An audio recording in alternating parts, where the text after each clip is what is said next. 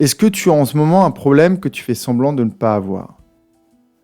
Si c'est le cas, cette capsule est pour toi.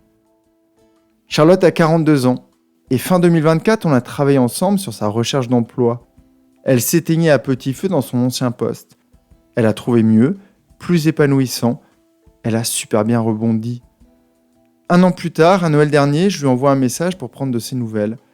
Tout va bien. Son poste, son manager, son salaire, sa santé.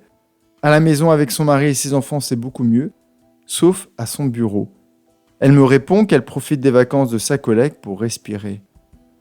Elle le partage avec une femme radicalement différente d'elle, négative, sans empathie, qui aurait même tendance à tacler par derrière. 2 femmes que tout semble opposer, et Charlotte subit. Alors je lui fais une simple proposition. Tu veux qu'on travaille là-dessus? 2 ou 3 questions et tu y verras plus clair. Elle me répond gentiment qu'elle n'a pas envie de ressasser. Elle ne veut pas se polluer pendant que sa collègue n'est pas là. Je peux comprendre. Mais éviter le problème, ça ne l'a jamais fait disparaître. Charlotte peut espérer que sa collègue ne revienne pas de vacances, que son manager réorganise les bureaux. Elle peut espérer plein de choses. Ou, au lieu d'être victime de son présent, elle peut devenir créatrice de son futur.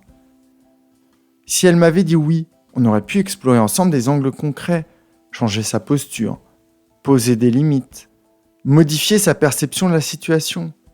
Pas forcément tout résoudre, mais au moins reprendre la main sur ce qu'elle vit, ou plutôt ce qu'elle subit aujourd'hui. Mais Charlotte a choisi de s'en remettre au destin.